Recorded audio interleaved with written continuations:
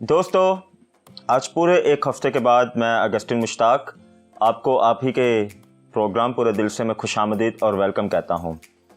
पूरी उम्मीद है आप ठीक ठाक हैं और हमारी यही दुआ रहती है आप हमेशा ठीक रहें, अच्छे रहें और ज़िंदगी को काटें बिल्कुल नहीं बल्कि ज़िंदगी को हक़ से जिएं और ज़िंदगी में रहते हुए जो कुछ आपके लिए ज़रूरी है आप वक्त पर उसे करने वाले हों। आप जानते हैं कई हमारे ऐसे दोस्त भी हैं, हमारी ऐसी यूथ भी है, हमारे लीडर भी हैं, बड़े भी हैं, जवान भी हैं जो ये कहते हैं कि शायद हमारा अभी वक्त नहीं आया काम करने का। मुख्तलिफ जो भी काम आप ज़िंदगी में ले लें, हम ये टाल देते हैं ये कह कर के अभी वक्त नहीं आया।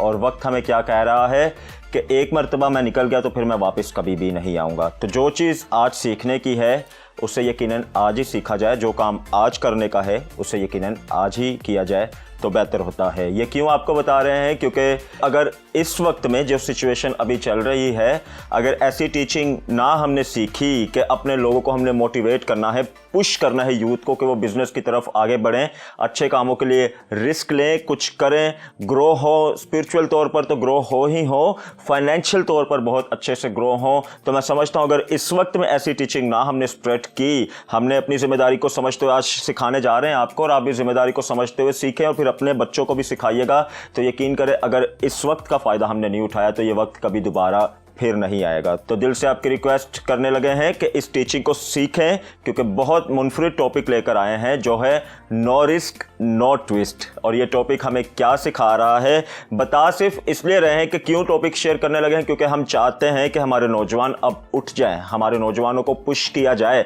बिजनेस की तरफ पुश किया जाए, फाइनेंशियल ग्रो होने की तरफ पुश किया जाए, ताकि आने वाली जनरेशन बेस्ट हो जाए। ये जनरेशन जो काम करके जाए, आने वाली जनरेशन फिर उसका अलग ही फ्रूट हो, अलग ही फल हो। तो बहुत अच्छी टीचिंग मिलेगी आज के एपिसोड में, आपको बहुत कुछ मिलेगा। लेकिन पहले मुलाकात करते हैं टीम से। ब्रिटनी, क्या हाल है आपका? मैं बिल्कुल ठीक, आप कैसे अगस्टिन? बिल्कुल ठीक ठाक। ब्रिटनी, क्या कहेंगी आज के टॉपिक से रिलेटेड? टॉपिक बहुत ज़्यादा यू कैन से नॉलेजेबल है और बहुत अच्छा है। Like we have taken a step teaching someone in a way better, in a better way. Normally देखा जाए तो हम लोग स्पिरिचुअली बहुत ज़्यादा ग्रो कर चुके हैं। We are doing really better and that's more than enough for us right now. बहुत अच्छा कर रहे हैं और अच्छा करेंगे भी। But when we see situation nowadays, तो उस हिसाब से हमें, जैसे आज का टॉपिक है नो रिस्क नो ट्विस्ट, हमें रिस्क लेना पड़ेगा ताकि एक बेटर फ्यूचर और एक बेटर लाइफ हमारे आगे हो। यस, बहुत अच्छी बात है। एरिक, क्या हाल है आपका? मैं ठीक हूँ अगस्टिन, आप कैसे हैं? बिल्कुल ठीक ठाक। आप भी क्या बताएंगे एरिक आज के टॉपिक से रिलेटेड? बिल्कुल अगस्टिन, मैं इस बात के लिए बड़ा एक्साइटेड हूँ कि आज हमने इस टॉपिक का जो है हमने चुनाव किया, क्योंकि ज़्यादातर इस पर बात नहीं की जाती और बहुत कम एरियाज या बहुत कम ऐसे लोग हैं जो इस बात को लेकर आगे चल रहे हैं या टीच कर रहे हैं इस पे कि यूथ को छोटी उम्र से ही बिजनेस प्रोटोकॉल्स और ये सारी चीज़ें समझनी चाहिए टू बिकम फाइनेंशियली स्ट्रॉन्ग, ताकि वो अपनी फैमिली के लिए कुछ कर सकें या अपने शहर में अपना नाम बना सके, अपने मुल्क में अपना नाम बना सकें। तो मैं समझता हूँ आज एक अच्छा मौका है कि हम मिलकर सीखेंगे भी और बहुत सारी बातें सिखाएंगे भी और बताने की कोशिश करेंगे कि अगर ज़िंदगी में आज हम वैसे तौर पर सक्सेसफुल नहीं है, स्पिरिचुअल तौर पर, तो ये मालिक की बड़ी मेहरबानी है कि मालिक ने हमें एक दर्जा दिया हुआ है अपने बेटे के वसीला से। वो दर्जा ही सबसे अलग है और उस दर्जे के सिवा मैं समझता हूँ फ़ख्र दुनिया में और बढ़कर कोई है ही नहीं कि हमारे पास स्पिरिचुअल तौर पर वो दर्जा है। लेकिन मालिक ये भी चाहता है, क्योंकि ज़मीन पर हमने सर्वाइव करना है, तो ज़मीन पर भी हमने किसी दर्जे पर जाना है। चूँकि ऊपर से तो हम पर हाथ बढ़ा हुआ है, नीचे से हम कैसे उस बात को लेकर आगे बढ़ रहे हैं। अगर आज हम वैसे सक्सेसफुल नहीं है तो इसमें लाजमी बात है कमी कमज़ोरी हमारी ही अपनी है ना, कि हमने अपने बच्चों को टीच नहीं किया या हमारे बच्चों ने उस बात को, अहमियत को समझा नहीं है, उस चीज़ को नहीं समझा। तो इसलिए तो बड़े दिल से ये टीचिंग शेयर करने जा रहे हैं और आने वाले इसके बाद के भी जो दो एपिसोड होंगे ये टोटली बिजनेस से रिलेटेड होंगे कि आप बिजनेस आपके लिए करना कितना ज़रूरी है, जब आप करते हैं तो इसका कितना फ़ायदा है, या फाइनेंशियल तौर पर ग्रो होना कितना ज़रूरी है। और ये भी बताने की कोशिश करेंगे अपॉर्चुनिटीज सारी हैं, बस आप नज़र उठा के देखें। एरिक आते हैं, क्या कहेंगे आप? नो रिस्क नो ट्विस्ट, कितना ज़रूरी है रिस्क लेना? ये बेहद ज़रूरी है, क्योंकि वैसे तो ये बड़ा मुश्किल है, क्योंकि जब हम लाइफ में सोचते हैं कि अभी हम ये स्टेप उठाएंगे हमें ये नुकसान होगा और सिर्फ हम नुकसान पर गौर कर रहे थे तो हम कभी भी रिस्क नहीं लेते, क्योंकि तजर्बा नहीं ना होता। एग्जैक्टली तो तजुर्बा लेने से ही बनता है जब बिल्कुल हम ऐसा। स्टेप उठाते हैं। तो अगर हम ये सोचते रहे कि हमें ये नुकसान होगा तो फिर तो कभी भी हम स्टेप फॉरवर्ड नहीं उठाते। ये हम सबकी ज़िंदगियों का तजुर्बा है। लेकिन जब हम ये सोचते हैं कि अगर मैं एक बार ये रिस्क लेकर देखूं तो मुझे ये फ़ायदे भी हो सकते हैं, और अगर हम उन मुश्किलात और बाकी नुकसानात को छोड़कर फ़ायदे की तरफ देखें तो फिर हमारा दिल करता है कि हम आगे बढ़ें। और जब बिल आखिर हम रिस्क ले लेते हैं तो हम कुछ अचीव भी करते हैं। देखिए, बिजनेस करने में या दुनिया में इस तरह के काम करने में हरगिज़ हमें ये नहीं होता कि 100% हमें प्रॉफिट ही मिलेगा। हमें नुकसान ही से आगाज़ करना पड़ता है। Definitely. कई बार ऐसा होता है कि वो बिजनेस या कुछ ऐसे क्राइटेरियाज का होता है, या फिर हमने काम इस तरह का कोई स्टार्ट किया होता है जिसमें हमें आगाज में बहुत सारा प्रॉफिट मिलता है, लेकिन हर बार नहीं ऐसा होता। हमें कभी ना कभी इस तरह का लॉस फेस करना पड़ता है लाइफ में, चाहे वो फाइनेंसिस को लेकर हो या किसी भी लाइफ के एस्पेक्ट को लेकर हो। तो हमेशा रिस्क ले लेना चाहिए, लेकिन उस पर भी डिपेंड करता है कि आपके सर्कमस्टेंसेस कैसे हैं। आप उसको सस्टेन कर पाएंगे कि नहीं। ऐसा ना हो कि मैं सारा पैसा लगा दूं और पीछे मेरे पास कुछ नहीं, और रिस्क लेकर मैंने वो सारा पैसा गवा दिया और मैं खुद को सस्टेन नहीं कर पा रहा। तो सर्कमस्टेंसेस को भी समझना चाहिए। ये भी ज़रूर शेयर करें, क्योंकि अक्सर औकात हम रिस्क नेगेटिव कामों में भी ले लेते हैं। हम ये समझते हैं कि शायद गलत कोई काम कर रहा हूँ, रिस्क लूंगा तो वो हो जाएगा। तो इस पर भी प्लीज़ बताएं, नेगेटिव नहीं हम बताना चाह रहे हैं, हम कुछ और बताना चाह रहे हैं। एग्जैक्टली, कभी भी देखिए रिस्क ये नहीं लेना कि वो बुरा काम करके देख लूँ कि इसमें क्या मुझे मिलेगा। हम बात कर रहे हैं लाइफ में ग्रो करने की, फाइनेंसिस में या बिजनेस में ग्रो करने की। जैसे कि आपने आगाज ही में बात की थी कि बाइबल के कलाम के मुताबिक अगर देखें तो ये कभी भी मना नहीं किया गया। अगर खुदावंद काम पर हाथ है तो इसका हरगिज मतलब नहीं कि हम दुनियावी काम ना करें, यानी अपने आप को फाइनेंशियली तौर पे स्ट्रॉन्ग ना बनाएं। बाइबल मुकद्दस में बिजनेस की सबसे स्ट्रॉन्गेस्ट टीचिंग मिलती है हमें। याकूब के बारे में जब हम पढ़ते हैं तो वो अपने मामू के यहाँ था, और देखिए उसने भेड़ों का किस तरह बिजनेस किया, वो एक तरह से वो ग्रो करता गया, और उसमें लिखा है कि उसको 100% बरकत मिली, और वो वैसे ही करता गया जैसा जैसा खुदावंद के हुजूर वो चलता था। तो अगर उसके आगे कोई मुश्किल आ रही तो उसका हल खुदावंद की तरफ से उसे मिल रहा है। उसने किस तरह भेड़ों में वो जहाँ पानी पीने जाती तो उसने वहाँ पे कलरफुल स्टिक्स रखी, ब्लैक एंड व्हाइट, और फिर उसी तरह के भेड़ों के बच्चे पैदा हुए। तो हमें बहुत सारे ऐसे और भी जगह नजर आती है जहाँ पर बिजनेस ग्रो करते हुए हमें नजर आया है। ऐसे लोग नजर आए जो उमरा बने हैं या जो अमीर हुए हैं। तो बाइबल भी हमें इसकी तालीम देती है। हमें मसीह में आगे बढ़ने के साथ साथ अपने घराना को फाइनेंशियली स्ट्रॉन्ग करने की भी जरूरत है, और हमें उसके लिए मेहनत करनी होगी। और यही वक्त है कि मेहनत करके वक्त का फ़ायदा उठा लिया जाए, बजाय इसके कि वक्त बाद में जाकर हम पर हंसे कि मैं तो पहले आपके पास था, आपने मेरा फ़ायदा नहीं उठाया, अब तो मैं आगे निकल गया हूँ, अब तो मैं किसी और को अपॉर्चुनिटी दूंगा। तो नस्लों को अगर संवारना है तो यही एरा में, इसी एरा में रहकर हमने काम करना पड़ेगा। तभी आने वाली नस्लों का फ्रूट हम देख पाएंगे, तभी हम देख पाएंगे कि आने वाली हमारी जनरेशन कैसी होगी। तो बातें सिर्फ अपनी नहीं बताएंगे, आपको प्रैक्टिकल भी बताएंगे कि ऐसे लीडर्स की स्टोरी भी आपको बताएंगे जो फेलियर से सक्सेस की तरफ गए हैं, और ऐसे गेस्ट से भी आपकी मुलाकात करवाएंगे जिन्होंने जीरो से स्टार्ट किया और आज एक अच्छे मार्जिन लेकर वो बैठे हुए हैं, अपनी भी ब्लेसिंग का बाइस बन रहे हैं और अपनी ज़ात के वसीला से दूसरों की भी ब्लेसिंग का बाइस बन रहे हैं। फिर से कह रहा हूँ, सिर्फ स्पिरिचुअल नहीं, फाइनेंशियल तौर पर, फिजिकल तौर पर भी। तो एक अच्छी सी ये पैकेज देखें। हमने स्टोरी एक शेयर की है एक ऐसे लीडर की जिन्होंने ज़िंदगी में बहुत फेलियर फेस किया, लेकिन उस फेलियर के बाद जब उन्होंने हिम्मत नहीं हारी तो कैसा उनका सक्सेस उन्हें मिला, और आज कैसे दुनिया उन्हें जानती है और दुनिया में कैसे तौर पे वो काम कर रहे हैं। ये पैकेज लेके फिर आके आपसे मुलाकात करते हैं। हेलो दोस्तों, मैं आज आपको एक ऐसे शख्स की स्टोरी बताने लगा हूं जिसने अपनी ज़िंदगी में बहुत मर्तबा फेलियर को फेस किया। जब वो प्राइमरी स्कूल में था तो 3 मर्तबा वो वहाँ फेल हुआ, और बिल आखिर जब वो पढ़ के कॉलेज तक पहुंचने को था तो कॉलेज के एडमिशन टेस्ट में 2 मरतबा उसे फेलियर का सामना करना पड़ा। लेकिन बिल आखिर उसे अपने एक लोकल कॉलेज में एडमिशन मिल गया, और जब वो पढ़ रहा था और कॉलेज ख़त्म कर चुका तो उसकी ख्वाहिश थी कि वो हार्वर्ड यूनिवर्सिटी में एडमिशन ले। लेकिन जब वो वहाँ गया तो 1 बार नहीं, 2 बार नहीं, बल्कि 10 मरतबा उसने रिजेक्शन को फेस किया, और इस तरह से उसने बहुत मरतबा अपनी लाइफ में यूं ही रिजेक्ट होने का और फेल होने का तजर्बा हासिल किया। और मैं समझता हूँ कि वो बहुत ज़्यादा परेशानी में मुब्तला होता होगा कि मेरे साथ ही ऐसा क्यों होता है। दोस्तों, जब उसके शहर में पहली मरतबा KFC का ब्रांड आया और KFC खुला तो उसने सोचा कि क्यों ना मैं वहाँ जाकर जॉब करूँ टू अर्न सम लिविंग। लेकिन जब वो वहाँ गया तो 24 लड़के उसको मिलाकर वहाँ पर इंटरव्यू के लिए मौजूद थे, और 23 को सिलेक्ट कर लिया गया, और एक शख्स जिसे छोड़ दिया गया या रिजेक्ट किया गया वही शख्स था। और उसने कैसा महसूस किया होगा कि मेरे साथ ही ऐसा क्यों होता है। फिर उसने पुलिस में जॉब करने का सोचा, और जब वो वहाँ गया तो वहाँ भी उसे रिजेक्शन को फेस करना पड़ा। आपको क्या लगता है, ऐसा शख्स जिसने इतने सारे फेलियर्स और रिजेक्शंस को फेस किया हो, क्या उसको हिम्मत नहीं हार जाना चाहिए थी? लेकिन नहीं, उस शख्स ने हिम्मत ना हारी और वो आगे बढ़ता गया, क्योंकि उसने सोच लिया था कि वो एक दिन कामयाब शख्स बनेगा। और आप जानते हैं कि वो शख्स कामयाब हुआ और आज उसकी कंपनी दुनिया में 8वीं बड़ी बड़ी कंपनी है, उसकी नेटवर्थ $40 मिलियन से भी बढ़कर है। और उस शख्स का नाम जिसका मैं जिक्र कर रहा हूँ, जिसकी स्टोरी आपने सुनी, उस शख्स का नाम जैक मा है, जो कि चाइना का अमीर तरीन शख्स है, जिसकी बहुत सारी कंपनीज हैं। और इसी की एक मशहूर कोटेशन है कि अगर आप नाकामियों का और मुश्किल हालातों का सामना करेंगे तो यही आपको आगे बढ़ने में मदद करेंगे। तो यकीनन अगर हम ज़िंदगी में अपनी नाकामियों को फेस करते हुए आगे बढ़ें और इनसे कुछ सीख हासिल करें तो हम भी कामयाब हो सकते हैं। Welcome back viewers, and I hope कि आप लोगों को ये स्टोरी बहुत अच्छी लगी है। शॉर्ट पैकेज हमारा बहुत आपको अच्छा लगा। Simply you can learn from this कि we are not born rich. वो पर्सन जो था वो बॉर्न रिच नहीं था। He struggled a lot, he faced a lot of rejections. उसके बाद वो जाके right now he sitting on the place way he should be after so much of struggle, after so much of rejection. अगर किसी बंदे को अगर you can say हमें वो चीज़ ना मिले तो हम डिसहार्ट हो जाते हैं, but he struggled hard, he faced all the rejections and right now where he is, he deserved it. वैसी हमारी लाइफ का एक यू कैन से एक एग्जाम्पल है कि हमें रिजेक्शन से डरना नहीं है। काफ़ी दफ़ा ऐसा होता है we get rejected by so many of things and हम फेस नहीं कर पाते, हमें वो हिम्मत नहीं होती फेस करने की। अब हमने क्या करना है, we have to make us self confident and हमें अपने अंदर एक पोटेंशियल पैदा करनी है कि येस, अगर we are getting reject, no matter, we will do it again in a better way. हम थोड़े और बेहतर तरीके से आएंगे वापस and we can do way better.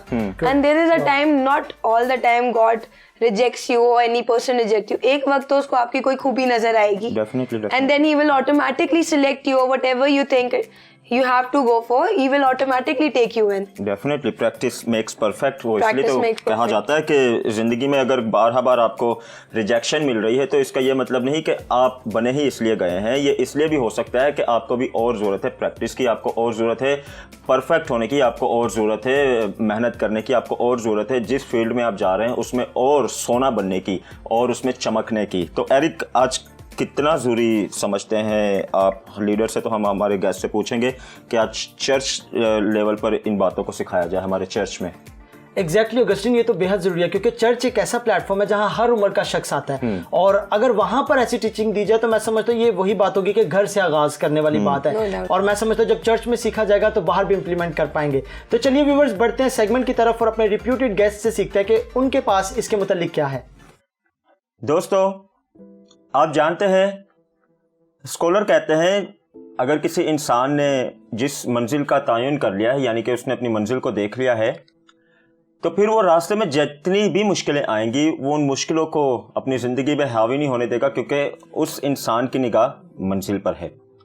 तो बात सीखने वाली क्या है, जब हम मंजिल को अपनी देख लेते हैं, हमारी मंजिल क्या है, तो रास्ते की जितनी भी आजमाइशें आएंगी, जितने भी चैलेंज आएंगे, हम उन चैलेंज में से निकलेंगे भी, डट कर उनका मुकाबला भी करेंगे, रिस्क भी लेंगे, आगे भी बढ़ेंगे और मंजिल की तरफ पहुंचेंगे भी। बात बस ये है कि आप आगे बढ़ने वाले हों। इसी अच्छी बात के साथ मैं आज के इस सेगमेंट में और इस बहुत खास एपिसोड में एक मरतबा फिर आपको वेलकम कहता हूं। बातें बहुत है करने वाली, लेकिन ज़रूरी ये है आज बहुत दिल से इस सीरीज़ को आपके साथ शेयर करने जा रहे हैं। जैसे पहले हमने बताया था, हम अपने गेस्ट से ही बातें करेंगे ताकि उनके थ्रू आपको बताने वाले हों कि ज़िंदगी में आगे बढ़ना कितना ज़रूरी है। हमें बहुत खुशी है, हमारे लोगों में से खुदावन ने हर एक फील्ड में उस्तादों को रखा हुआ है और उनको रखा है जो उस्ताद बन रहे हैं और जो उस्ताद दूसरों को बना भी रहे हैं। और हम खुदावन की बेहद शुक्रगुजारी करते हैं, हर एक फील्ड में जहाँ जहाँ हमें मौका मिलता है हम ऐसे लीडर्स को आपके साथ मुतारिफ़ करवाते हैं और बताते हैं कि चीज़ें सारी अवेलेबल हैं,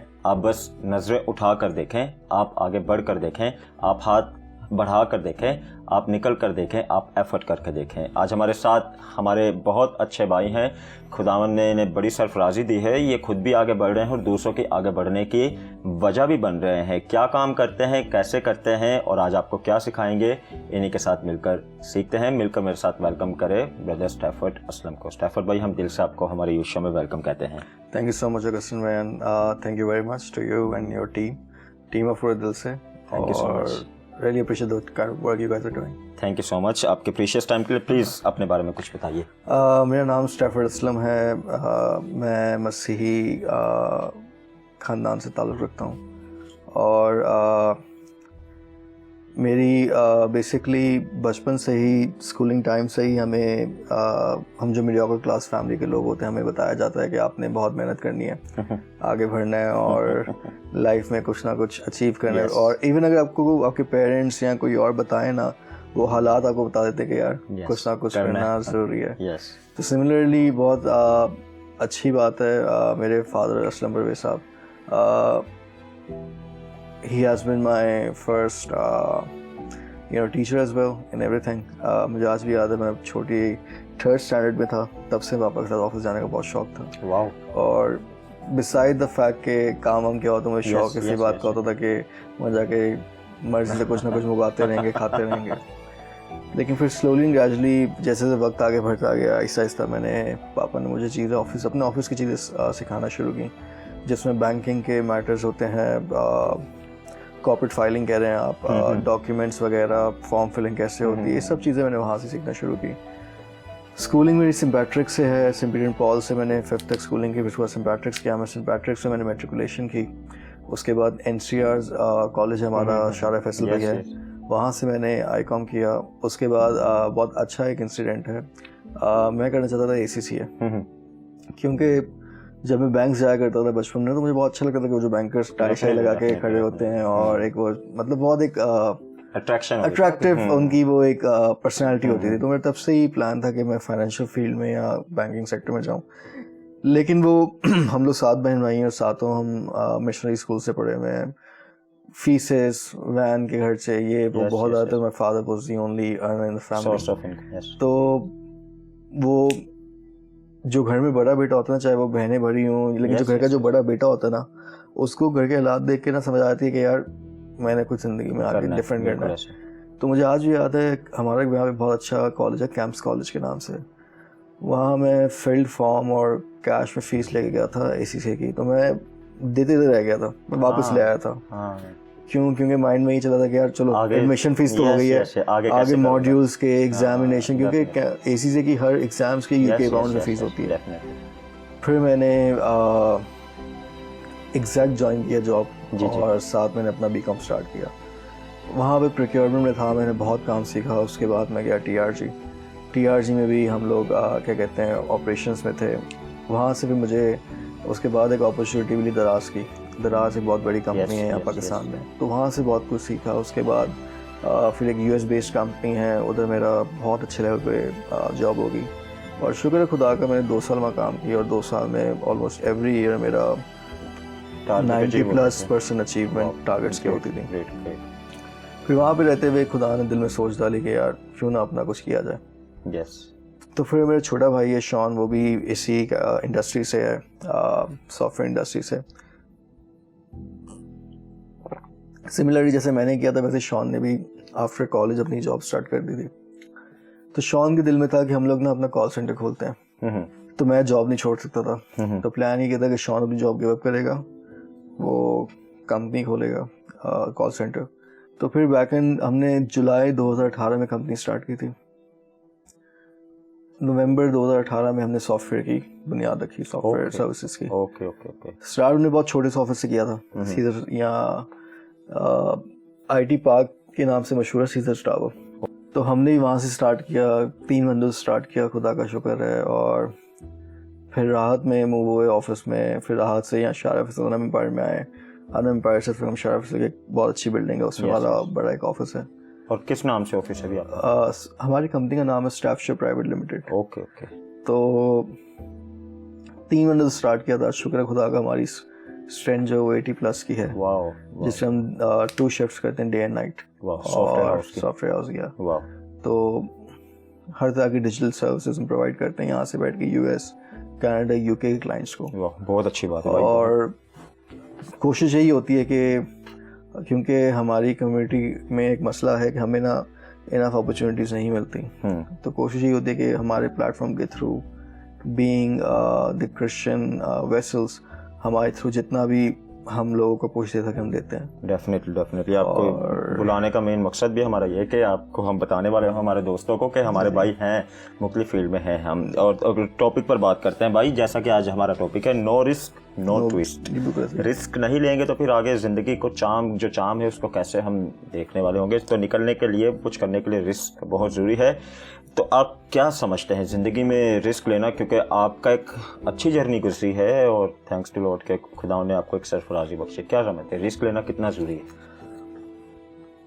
हमने जिसको भी कभी इस चीज़ के टॉपिक के ऊपर बात करते सुना होगा about risk taking factor and everything, हर कोई ये कहता है कि लाइफ में risk taking is very important. No risk no gain वाला scene, no pain no gain वाला सीन है। ऐसे हमने ना बहुत से एक्रोनिम्स या फ्रेजेस सुने होंगे, लेकिन मैं समझता हूँ कि the only option for a better survivor in life is to take risk. Yes, एक होता ना कि लेना चाहिए नहीं, रिस्क लेना ही है। यस, बहुत अच्छी बात है। आज हमारे ग्रास रूट पर, यानी कि चर्च लेवल की मैं बात कर रहा हूँ, चर्च में ऐसी टीचिंग देना कितना ज़रूरी है कि लोगों को पुश किया जाए बिजनेस की तरफ।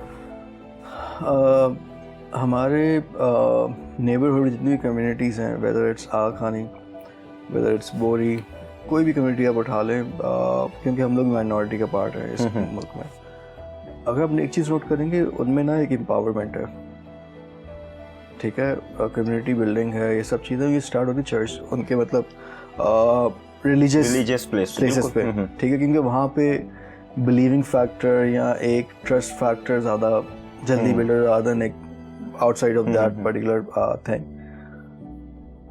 मेरा क्योंकि मुझे ना बहुत शौक है हिस्ट्री के बारे में स्टडी करना, तो मैंने जो चीज़ वैल्यूड की है या ऑब्जर्व की है ना, हम जो भी बीज बोते हैं, हम जो भी एक बुनियाद रखते हैं ना, उसका जो फ्रूट्स हैं या उसके जो रिजल्ट्स हैं हमें आने वाली जनरेशन में दिखते हैं। अब आप उठा लें, बैक इन 70s 80s कोई इन कम्युनिटीज़ को जानता भी नहीं था। आगा खानी कौन है, ये कौन है, उन्होंने उनको बिल्ड करना शुरू किया। इस नीयत से नहीं किया कि उसी वक्त सब कुछ हो जाए। They basically saw the future कि यार ये विजन है, यहाँ पे लाना। आज देखें, they are one of the most powerful people even after being the minority. वो लोग क्रिश्चियन से भी कम है इस मुल्क में, क्रिश्चियन उनसे ज़्यादा है, बट दे आर कम, बहुत लेस है, दे आर लेस इन अस। तो हम लोग जो भी, हम बहुत ज़रूरी है कि हमारे चर्चेस में, हमारी यूथ कम्युनिटीज़ में इस चीज़ को एम्पावर करना शुरू कर दें। बिकॉज आज हम जितना लोगों को पुश करेंगे ना 2030 में, उसके बाद आप देखेंगे तो हमारी स्टैंडिंग्स बहुत बेहतर हो सकती हैं। ट्रस्ट में, मेरा एक दोस्त है, उसका नाम नहीं लूँगा, मेमन है वो बेसिकली। मेमनों में ये होता है जब उनकी शादी होती है ना तो उनको देते हैं बहुत ज़्यादा, सही है। मेमनों में आज भी ऐसे कर रहे मेमन है जो उनको जॉब नहीं करने देते। अगर आप मेमन आप जॉब करने जाते हैं ना, उनके जो कम्युनिटी के लीडर हैं उनको पता चलेगा कि आप जॉब ढूंढ रहे हैं, वो आपको बुलाएंगे, आपको बेइज्जत अलग करेंगे, फिर बोलेंगे कितने पैसे चाहिए देखो, उसको चाहे एक पान का खोखा लगा के देते, लेकिन दे देंगे। और बोलेंगे जब तेरे पास पैसे बनेंगे ना तो हमें वापस नहीं करना, तू किसी और मेमन की मदद कर देना। ठीक है, मैं जानता हूँ, मेरा दोस्त है, he is into gold business at the moment. वो गोल्ड में बिजनेस में है, उसके सदर में उसकी शॉप है। तो पूरी इन्वेस्टमेंट है जो उसके कारोबार की अराउंड 50 लाख तक, वो उनकी कम्युनिटी ने रेस करके दिए। उसके माँ बाप ने नहीं, उसके मामू ने नहीं, उसके चाचा ने नहीं, उसके अंकल ने नहीं, किसी ने नहीं। जो उनकी कम्युनिटी है उसने रेस करके दिए हैं कि जब तेरे पास इतने पैसे हो जाएंगे तो हमें वापस नहीं करना। तो तब जो नीडी होगा ना, उस वक्त तो उसके लिए पैसे डालेगा ये वाले। And this is on paper, ऐसा भी नहीं है कि वर्बल वो वाली बात है। दिस इज ऑन पेपर वो MOU और लीगल स्टैम्प पेपर साइन करते हैं इस चीज़ का। तो this is a time that we need to start these kind of revolutions within our community as well। हमारी कम्युनिटी में बहुत बड़े लोग हैं, मैं देखा हुआ है। पाकिस्तान में, आउट ऑफ पाकिस्तान बहुत स्टेबल लोग हैं, we are very much stable. लेकिन वही बात है ना कि हम लोग, एक बंदा के ऊपर चला गया ना, वो उस लेयर में किसी और के ऊपर आता नहीं देखता नहीं, बिल्कुल। या अगर देखेगा भी तो अपने उसमें वो खुश रहता है।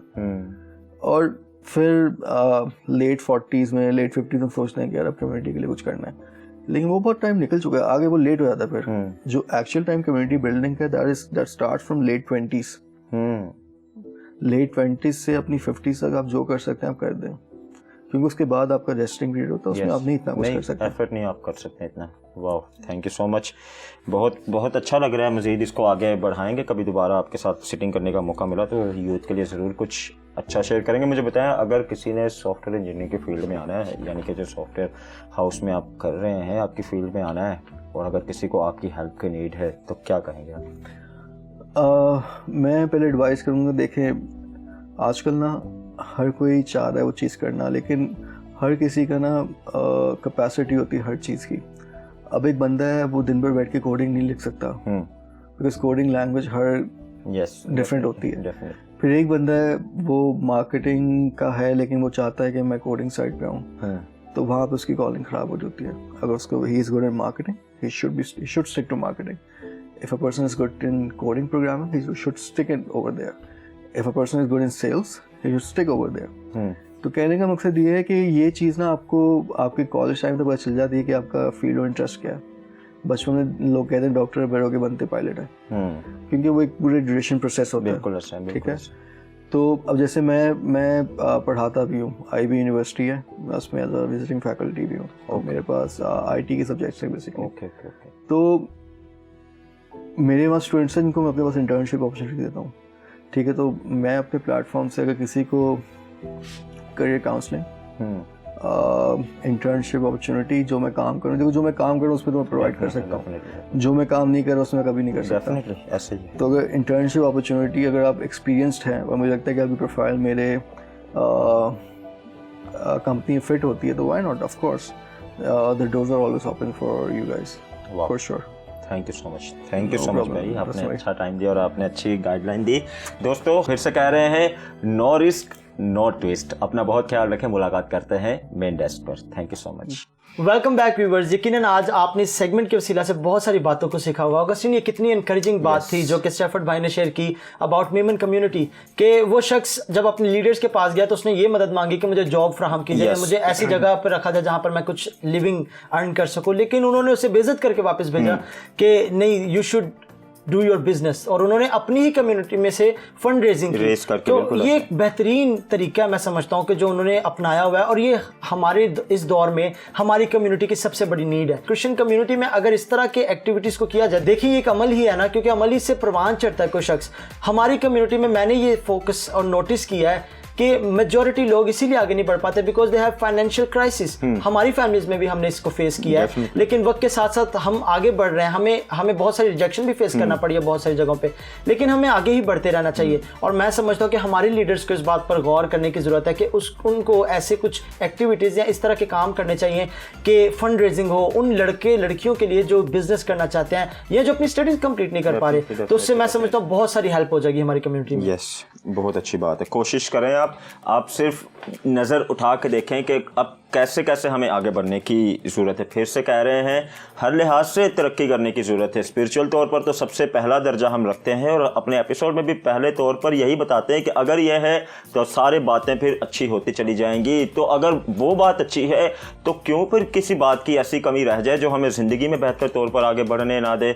तो चेक करने की ज़रूरत है ना कि हम कहाँ पर खड़े हैं और हमने अपने जवानों को कहाँ पर लेकर जाना है। तो आपने ज़्यादा कुछ तो नहीं अपने जवानों को करना ना, आपने बस अपने जवानों को पुश करना है। और अगर उस पुश करने में आपका फाइनेंस भी जा रहा है तो आप इन्वेस्ट करें अपने जवानों पर। आप याद रखें कि जवानों पर ही हमारी आने वाली जनरेशन का आंसर होगा कि हमारी आने वाली जनरेशन कैसी होगी। अगर आज जवान ऐसे एक्टिव होंगे कि वो स्पिरिचुअल तौर पर भी ग्रो होंगे, फिजिकल तौर पर भी, फाइनेंशियल तौर पर भी ग्रो होंगे, तो देखें, फिर इमेजिन करके देखें आने वाली 2030 की जब सीरीज आएगी, 2030 की सीरीज आगे चलेगी, 10 साल बाद जब देखेंगे हम, तो क्राइटेरिया कैसा बदल जाएगा, एग्जाम्पलें कैसी बनेगी हमारी कम्युनिटी में, लीडर कैसे उठेंगे। तो बातें बहुत सारी हैं, बात यह है अमल भी साथ साथ चलना चाहिए। तो काम भी करें, ज़्यादा नहीं लेकिन थोड़ा सपोर्ट करें। अपने चर्च में ऐसी टीचिंग को स्प्रेड करें कि अगर आज बिजनेस में नहीं निकलेंगे तो कल हमें मौका नहीं मिलेगा, और अगर आज जवान निकल जाएंगे कहीं और तो वापस जवानों को लाने का भी मौका नहीं मिलेगा। यही मौका है कि चर्च की भी जिम्मेदारी है, घर वालों की भी जिम्मेदारी है, बड़ों की भी जिम्मेदारी है, सबने अपनी अपनी जिम्मेदारी का पार्ट अदा करें, जवानों को पुश करें, आगे बढ़ें और देखें फिर हमारी आने वाली जनरेशन कैसी होगी। पूरी उम्मीद है इस सारे एपिसोड से आपने बहुत अच्छी बातें सीखी। आज के लिए हमें आज के इस खास शो से इजाजत दें जिसका नाम है पूरे दिल से।